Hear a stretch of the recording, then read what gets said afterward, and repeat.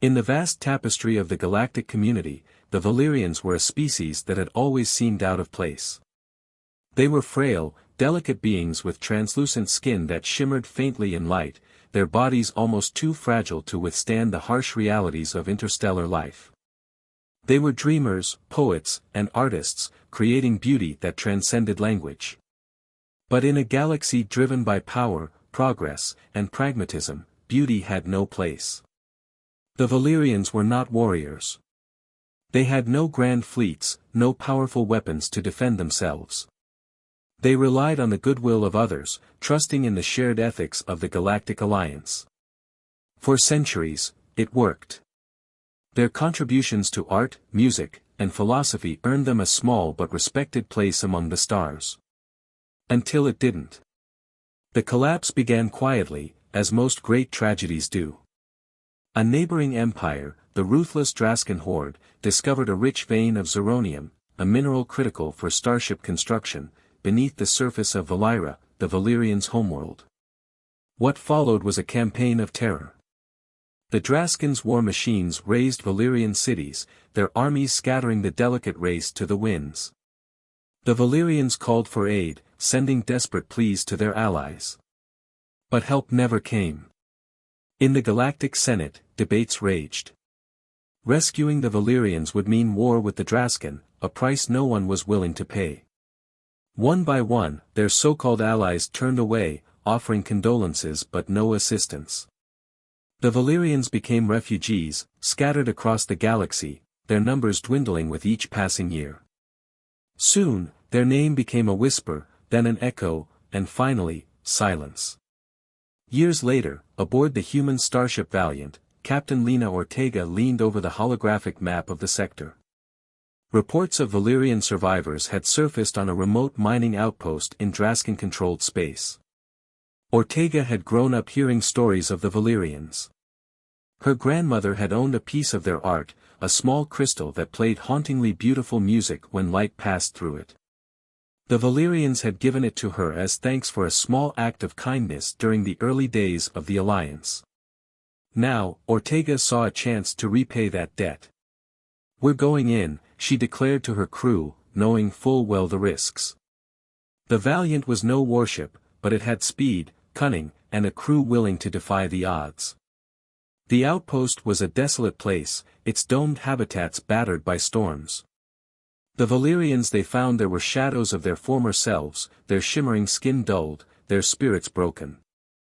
There were only a few dozen left, huddled together, surviving on scraps. When Ortega offered them sanctuary aboard the Valiant, they hesitated. "Why would you do this?" one of them asked, their voice trembling. "No one else has cared." "Because it's the right thing to do," Ortega replied simply. The extraction was perilous. Drasken patrols caught wind of the operation, and the Valiant found itself in a desperate chase through asteroid fields and nebulous clouds. The crew worked tirelessly, evading capture by the slimmest of margins. Finally, they crossed into human-controlled space, the Drasken unwilling to risk a larger conflict. Safe at last, the Velyrians began to heal. On Earth, they were given a place to rebuild, their culture nurtured and protected. The humans, so often dismissed as reckless and chaotic by the galaxy, became their unlikely saviors. Over time, the Velyrians began to flourish once more, their art and music inspiring a new era of creativity among their human allies. But the story did not end there. News of the humans' actions spread, sparking a wave of dissent among the Galactic Alliance. Questions were raised about the values they claimed to uphold. Slowly, alliances shifted, and the balance of power began to change. The Velyrians, once abandoned and forgotten, became a symbol of what the galaxy could be if compassion triumphed over fear. And on quiet nights aboard the Valiant, Ortega would sit in her quarters, the Valyrian crystal casting its ethereal music into the darkness. She would smile, knowing that sometimes, the smallest acts of kindness could change the course of the stars. In the years that followed the rescue, the Valyrians' rebirth was nothing short of miraculous. With the support of Earth's governments and a growing network of sympathetic allies, their culture flourished once more, blending with human innovation in ways that no one could have predicted. Their art, once relegated to the shadows, now adorned the great halls of galactic embassies. Their music, once a whispered memory, became the backdrop to peace talks and diplomatic summits. The Velyrians were not just survivors, but creators once again. But as their influence grew, so too did the unease of the old powers. The Drasken Horde, humiliated by their failure to crush the Velyrians, began to rally under a new banner, vengeance. Their warlord, Korrak the Relentless, had gained a new obsession, revenge on the humans for their audacity in defying the Horde's might. Korrak's forces began to gather in the dark fringes of the galaxy, preparing for an all-out assault on Earth and its allies. The Drasken were ruthless, but they were not without strategy. The Drasken leader recognized the symbolism of the Velyrians' resurgence and saw it as a direct challenge to the very principles of galactic order. In his eyes, the Velyrians were the spark of an uprising that threatened to unseat his empire. As whispers of an impending Drasken war began to spread, Captain Ortega and the crew of the Valiant found themselves once again at the heart of the conflict. The humans, once the underdogs in the galactic community, now found themselves in the unlikely position of being the guardians of a fragile peace. Ortega had long suspected that the galaxy's values would eventually be tested, and now that moment had come. The Velyrians, though fragile in body, were as strong as ever in spirit. They could no longer simply hide in the shadows, clinging to a past of peace. Their survival had become a symbol of hope, and they would not let it be crushed again. With the support of their human allies, they began to develop their own means of self-defense, not through war machines or weapons of destruction, but through technology that enhanced their cultural mastery, drones that played music capable of altering the mental states of those who heard it, holograms that created visual manifestations of hope and unity, and fleets of stealth ships that could traverse the stars unseen. These tools, combined with their inherent empathy and creativity, would become their greatest weapon, not in the form of missiles or blasters, but through the soft power of compassion and connection. The Velyrians understood something the rest of the galaxy had long forgotten: true strength was not found in the ability to conquer, but in the capacity to inspire. As the Drasken fleet loomed on the horizon, Captain Ortega stood on the bridge of the Valiant, her heart heavy with the weight of the coming conflict. She knew that the battle ahead would not be one fought with weapons alone. It would be a war of ideals, of what the galaxy stood for. The Velyrians took to the skies once more, their delicate ships gliding silently through the void. As they approached the Drasken war fleet, a soft, melodic hum began to echo through the fabric of space itself. The sound was unmistakable, the music of the Velyrians. It was a melody that transcended fear, stirring something deep within the hearts of those who heard it, Drasken and human alike. Even the most hardened soldiers found themselves pausing, their aggression faltering as the haunting tones filled their minds with visions of a peaceful galaxy, one united through empathy rather than force. The Drasken warlord Korrak, standing on the command deck of his flagship, clenched his fists in frustration. He had thought the Velyrians weak. He had underestimated them. In their refusal to submit, in their unwavering belief in the power of kindness and creativity, they had become a force more dangerous than any army. The Valiant and its Valyrian allies fought not with weapons, but with songs and light, their art becoming a barrier the Drasken could not breach. The Drasken fleet, once a symbol of unstoppable destruction, faltered and retreated, its once unshakable will now cracked. It was not a victory born of firepower, but of something more profound, a demonstration of what could happen when one side dared to be different, dared to hold true to a belief in something greater than conquest. In the end, the galaxy was forever changed. The Drasken, recognizing the futility of their bloodlust, entered into peace negotiations. The Velyrians were no longer seen as fragile dreamers, but as powerful architects of a new era. The humans, too, earned a place among the stars, no longer dismissed as chaotic outliers but respected as the catalysts of a profound transformation. Captain Ortega, reflecting on the journey, knew that the greatest victory had not been won in the heat of battle, but in the quiet moments of connection, moments like the one when she sat in her quarters, the crystal still playing its ethereal melody, knowing that sometimes the smallest acts of kindness can resonate across the cosmos, changing the very course of history. The years that followed the peace negotiations marked the beginning of a new chapter for the galaxy. The fragile harmony that had been so precariously achieved grew into something more resilient. Under the leadership of Captain Ortega and the guidance of the Velyrians, Earth became a central figure in the formation of the Galactic Accord, a council of species and civilizations that would guide the future of the galaxy. Korrak the Relentless, once the symbol of the Drasken Horde's ruthless power, had been forced to reckon with the profound change that had swept across the stars. Though he still held sway over many of his people, the memory of that fateful day, the day the Velyrians' music filled the void and cracked the ironclad will of the Horde, haunted him. It was a victory that could not be undone, a victory built not on strength, but on the indomitable will to forge peace. The Drasken, though reluctant, began to engage in the new galactic order, their once terrifying warships now acting as peacekeepers in distant systems. Their warriors, hardened and brutal, found new roles as diplomats and negotiators, their skills now used to protect rather than to conquer. In time, even Korrak himself began to speak the language of cooperation, his fear of the Velyrians' resilience slowly giving way to a grudging respect. Meanwhile, the Velyrians continued to weave their culture into the fabric of the galaxy. Their influence spread far and wide, with their music now a central part of every important diplomatic event, and their art decorating the grandest halls of the most powerful civilizations. Their technology, too, became a cornerstone of galactic development, with their drones, holograms, and stealth ships aiding in everything from disaster relief to environmental restoration.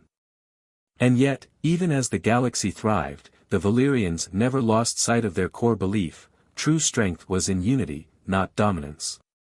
They never sought to become overlords, but rather guides, helping others to find peace within themselves and among each other. Through their example, they reminded the galaxy that greatness was not measured by the size of one's fleet or the might of one's armies, but by the capacity to inspire, to heal, and to connect. Captain Ortega, now an elder stateswoman, often found herself reflecting on the turning point in the galaxy's history. Her role in the Valyrian rescue, the subsequent peace talks, and the creation of the Galactic Accord had been monumental, but she knew that it was not her alone who had made the difference. It was the courage of the Velyrians, the determination of the humans, and the collective will of all who had fought for a better future. In her later years, Ortega often visited the Valyrian colonies, walking among their artists and thinkers, listening to their music that now filled the air wherever they went.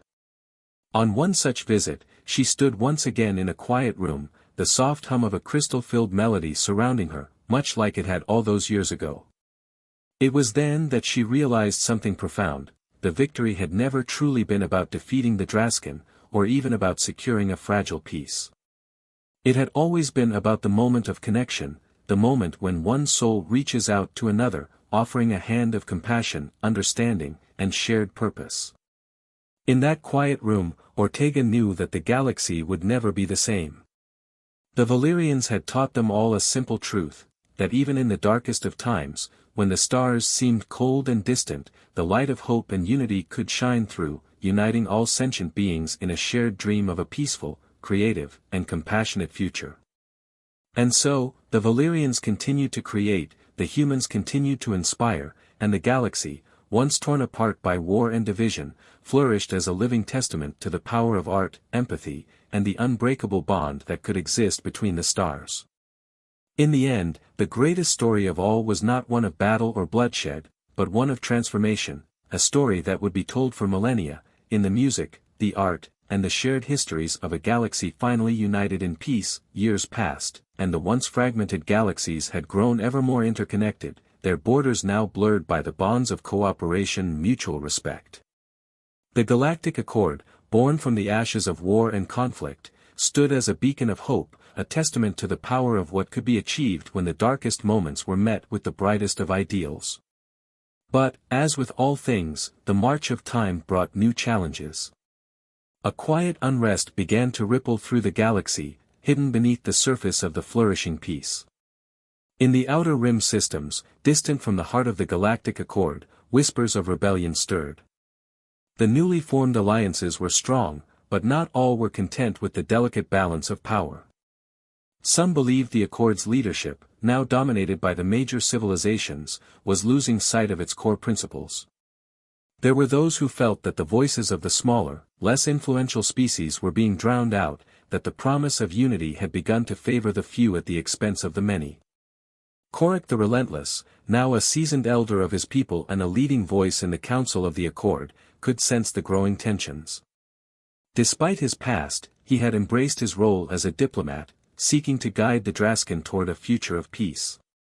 But as he observed the seeds of dissent sown in the farthest reaches of the galaxy, he could not help but wonder if true unity was even possible. Meanwhile, Ortega, now an influential member of the Galactic Council, also recognized the signs of impending division. She had seen the same unrest in the days leading up to the original peace talks. The galaxy, while far from the brink of war, was teetering on the edge of another fracture. It was a reminder that peace was not a permanent state, but a living, breathing thing that required constant care and vigilance. In response to the growing unrest, Ortega proposed a bold idea, a new initiative aimed at strengthening the foundation of the Galactic Accord by giving voice and power to the smaller, lesser-known species. A council of voices, a forum where even the most marginalized civilizations could speak freely and be heard, would be established. She argued that true unity could not exist without true equality, and that the Accord must be more than just a political entity, it must be a living reflection of the galaxy's diversity. The idea was met with resistance from some of the more established members of the Council, who feared that it would undermine their influence. But Ortega's vision was clear, and with the support of the Velyrians and a handful of other allies, the Council was formed. The smallest of species, those once forgotten, now had a platform to shape the future of the galaxy. Korrak, having witnessed the growing unease, spoke to the Council with the weight of his past battles upon him. His voice, once filled with the raw fury of a conqueror, now resonated with the quiet power of wisdom. He spoke of the delicate balance of peace, how it required the strength of every voice to hold it together. He reminded them of the cost of war, the price paid in blood and dreams lost. The galaxy, he argued, could not afford to forget the lessons of the past, even as it moved toward the future. The Council's new structure was not perfect, debates were heated, compromises difficult, and the threat of division still loomed, but it was a step towards something greater. The smaller species, often overlooked and unheard, began to find their place in the galaxy's grand tapestry. The voices of the marginalized found solidarity in one another, and through their shared stories, new ideas began to flourish. The Velyrians, ever the guardians of unity, continued to play their vital role. Their music, which had once healed a broken galaxy, now served as a constant reminder of the strength that came from harmony. They performed for the Council, their crystal melodies weaving through the chambers like a thread that bound the galaxy's hearts together. As the years went on, the vision of the Galactic Accord continued to evolve. New alliances were formed, old rivalries mended, and the galaxy's tapestry grew ever richer with the diversity of its peoples. Captain Ortega, now an elder stateswoman, continued to travel between worlds, fostering the connections that had once seemed impossible. Her belief in the power of unity was unwavering, for she knew that as long as the stars shone above them, there was always hope for the future. And Korrak, the Relentless, though still scarred by his past, had become a living testament to the power of transformation. His journey from conqueror to peacemaker was one of the greatest stories the galaxy had ever known, a reminder that even the most unyielding hearts could be softened by the power of compassion and the strength of unity. In the end, the galaxy had not only been united through war and conflict, but through the shared dream of peace, a dream that had been carried forward by all who believed in the possibility of a better future. And as the stars continued to burn brightly in the vastness of space, the tale of their journey would be remembered not as a story of the past, but as a living legacy that would guide the galaxy for generations to come. As decades passed, the galaxy continued to grow, and with it, the legacy of peace that had once seemed so fragile. The new council, though imperfect, had become a cornerstone of stability, and the Galactic Accord had evolved into a beacon of hope for countless species across the stars. Yet, even in this flourishing era, there were those who feared the slow erosion of the ideals upon which the Accord had been founded. The once distant systems that had remained on the fringes of galactic society began to demand more. They had seen the prosperity that came to those at the center, and the promises of equality and justice now seemed like half-forgotten dreams to many who lived far from the Council's capital. Tensions once again brewed, this time over the question of resources, governance, and autonomy. In response, Ortega, now an aging stateswoman, summoned the leaders of the Accord to a historic gathering. It was to be a summit that would test the very foundations of what they had built. Her message was clear: if the galaxy was to remain united, it could not simply be the work of a few powerful leaders, but the collective effort of every being that called the stars their home. It was time to decentralize power, to ensure that the systems and species on the periphery felt truly represented, and to give them the agency they deserved. Korrak, his once terrifying reputation now a thing of the past, stood by her side. Though his body had grown weaker with age, his mind had sharpened, and his commitment to the peace they had forged never wavered. His voice carried the weight of 1,000 battles fought and won, not with weapons, but with words and actions. He too understood the need for the Accord to remain adaptable, that peace could not be imposed from the top down, but must be nurtured from within, by the hands of those who lived the reality of the galaxy's diverse worlds. Together, Ortega and Korrak spoke of a new vision for the future, a galaxy that would not only survive, but thrive through its diversity. It was no longer enough for the larger powers to lead, now, it was time for every species, no matter how small or distant, to contribute to the galaxy's direction. The summit was fraught with tension, but also filled with hope. The smaller species, those once voiceless, spoke up, challenging the old guard. They demanded access to the resources, the technologies, and the influence that had been so long denied them. They sought representation not just in words, but in actions. The larger civilizations, those that had once held sway over the galaxy, were forced to listen, to make room for the voices that had been stifled for so long. It was, however, not a time for revolution, but for evolution. The negotiations were long and difficult, but in the end, a new structure emerged, one that reflected the ideals of the original Galactic Accord, but with a renewed emphasis on local autonomy, shared resources, and equal representation for all. The galaxy, though still connected by the threads of diplomacy, was now more diverse in its governance, with councils of each sector empowered to make decisions that directly impacted their people. And yet, even in the face of this change, the core of what the Velyrians had taught remained: unity through compassion, strength through empathy. Their music continued to fill the council chambers, a reminder that even in the most difficult times, there was still beauty, still connection, still hope. In the years that followed, the galaxy began to flourish in ways even Ortega and Korrak had not imagined. The newly empowered species brought fresh perspectives, and innovation exploded across every system. The arts, once dominated by the Velyrians, spread to every corner of the galaxy, blending styles, cultures, and voices into something greater than the sum of its parts. New forms of music, art, and technology emerged, each a testament to the collective creativity of all who now shared the stars. As Ortega looked out at the galaxy she had helped shape, now a vibrant tapestry of life and possibility, she felt a deep sense of fulfillment. She had long ago given up the thought that one leader could change the galaxy. It was the people themselves, united in their diversity, who had done it. The dream she had once carried, the dream of a galaxy united not through fear, but through understanding, had come true.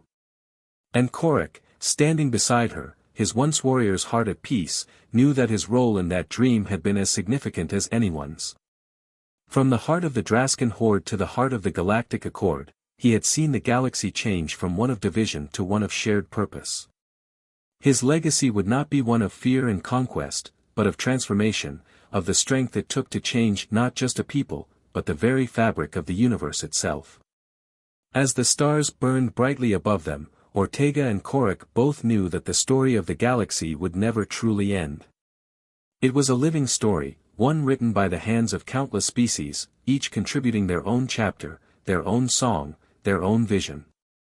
And though the galaxy was vast, and its future uncertain, they had created something that could never be undone. The greatest story ever told would not be one of power, but of a galaxy united in peace, a peace that, like the stars themselves, would continue to burn brightly for all eternity.